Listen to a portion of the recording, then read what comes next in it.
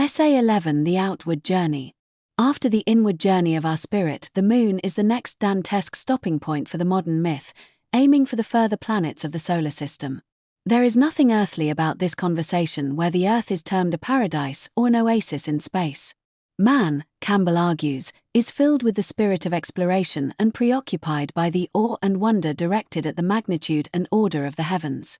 Campbell appears to neglect the moral journey proposed for humanity by the Kantian moral law, which is going to lead us into a cosmopolitan kingdom of ends, a long and momentous journey into the future heading toward a telos that is very different to the journey of the mystics, who appear to be attempting to reduce the light of one's life to a pinpoint of inner enlightenment.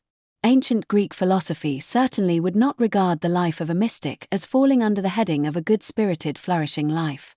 In the light of this good-spirited, flourishing life, we can view with less skepticism Freud's claim that the mystic life does not meet the requirement of the reality principle or the requirements for a healthy mental life. Campbell discusses the influence of Apollo and the 9 muses, but he does not seek to unravel the mystery surrounding the oracles and their wisdom. Many ancient Greek philosophers embraced the most famous of their proclamations, namely, everything created by humans is destined for ruin and destruction, and know thyself, both of which require an understanding of many of the principles of philosophical psychology, ethics, politics, aesthetics, and religion, as well as an understanding of the importance of the role that the freedom of choice plays in the drama of humanity. Campbell rightly admires the vision of the Earth from the moon that was beamed back to Earth via the amazing technology we have developed for the communication of images. The images of the astronauts' footprints in the dust of the moon must have put the final nail in the coffin of the myth of the moon being the residence of the souls of those who have passed away and are there waiting to return for rebirth. For the moon, as we see it, dies and is resurrected. Page 235. Campbell feels the presence of both Newton and Kant in this technical saga of man's explorations.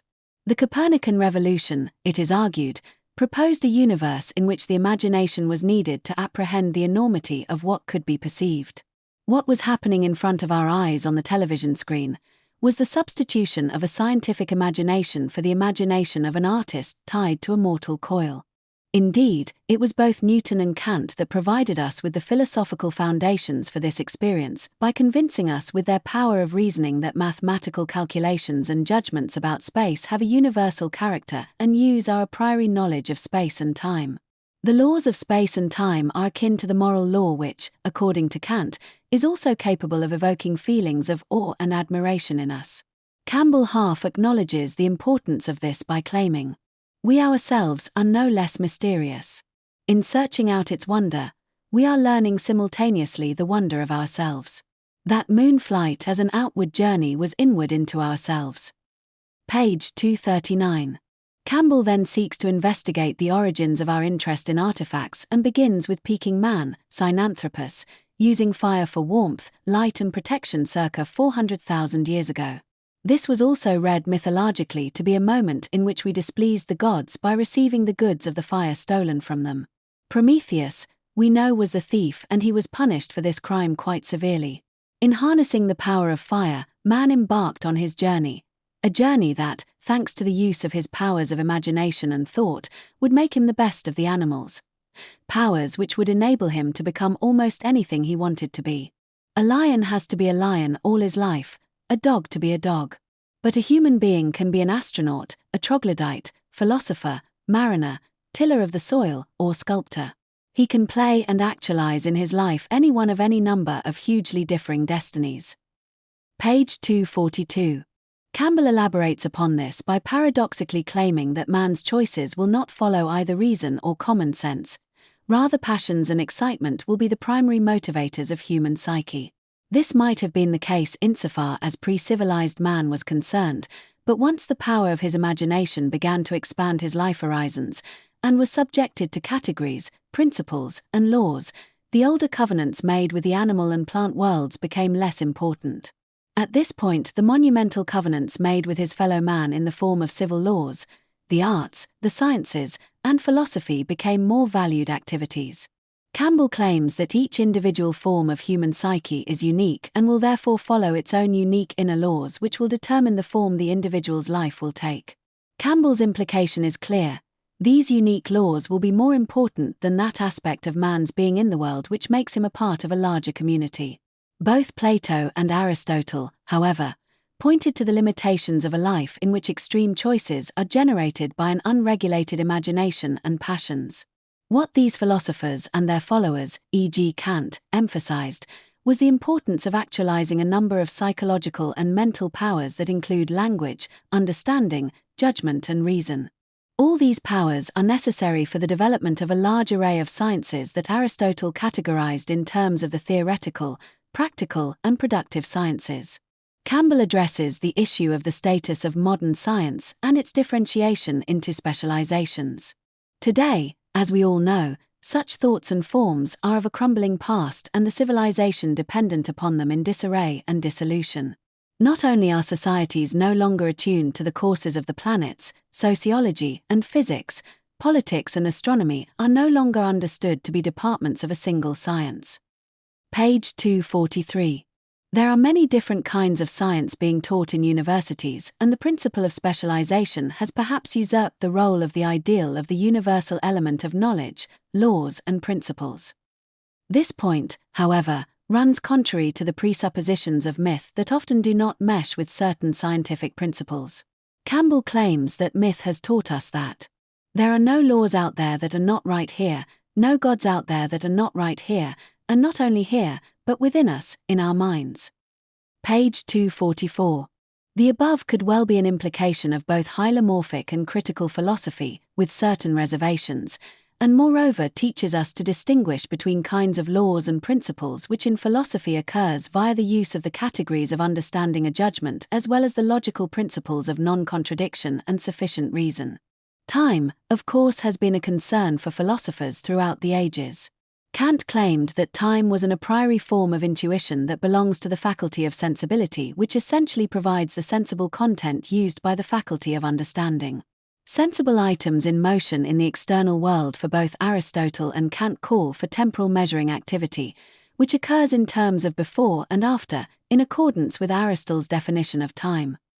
The time of human psyche, on the other hand, is the time of growth, maturation, deterioration, and death. Campbell then refers to Leo Frobenius, who fixates upon these more general aspects in his investigative characterization of the human race. Its childhood was of the long-distant period of the primitive hunters, fishers, root foragers, and planters. The second stage, which Frobenius termed the monumental, commenced with the rise of the earlier agriculturally based, urban and literate civilizations, each structured to accord with an imagined cosmic order made known by way of the movements and conditions of the planetary lights. For those lights were then supposed to be the residences of governing spirits, whereas, as just remarked, we knew them to be as material as ourselves. The laws of the earth and our own minds have been extended to incorporate what formerly were the ranges and the powers of the gods, now recognized as of ourselves. Hence the whole imagined support of the monumental order has been withdrawn from out there, found centered in ourselves, and a new world age projected, which is to be global materialistic, as Frobenius termed it, comparable in spirit to the spirit of old age in its disillusioned wisdom and concern for the physical body, concentrating rather on fulfillment in the present than on any distant future. The residence of the spirit now is experienced as centered not in fire, in the animal and plant worlds, or aloft among the planets and beyond, but in men, right here on earth. Pages 244-5. But how, then, are we supposed to characterize our relation to this world of ours? Firstly, it has been made ours after a long childhood and after we have been, as Heidegger puts the matter, thrown into the world. Campbell refers in the context of this discussion to a view held by Alan Watts. You did not come into this world at all. You came out of it in just the same way as a leaf comes out of a tree or a baby from a womb. Our world is peopling just as the apple tree apples, and just as the vine grapes. Page 245. Watts, then, improves upon Heidegger's answer to the aporetic questions raised by human existence and its origins. Campbell elaborates upon this position by maintaining that we humans originated from an intelligent energy system in which certain forms of life give rise to just those forms and not others. Dust thou art, and unto dust thou shalt return. The Church tells us on the occasions of death. When the astronauts left their footprints in the dust of the lost souls on the moon, this was just one more moment in the process of the collective disillusionment of humanity.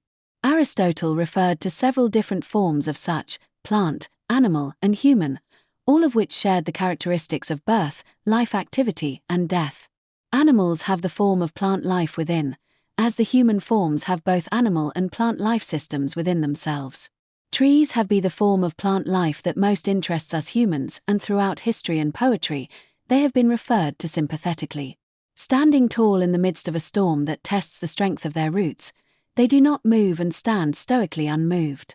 In the Old Testament, it is trees that are the heroes in the Garden of Eden, relating to both the knowledge of good and evil and even life itself. The cross, Campbell argues, has become a powerful Christian symbol, but Campbell simultaneously believes that Christianity itself is maturing toward an end in which the Holy Spirit speaks directly to the hearts of men without any ecclesiastical mediation. When this finally happens, Campbell argues the church will dissolve and we will then begin living in an age of Pentecostal spirituality, page 248. Campbell argues that this is the situation we moderns find ourselves in today, following as we do the symbolic heroes of the age, namely the astronauts, who walked so carelessly in the dust of the moon.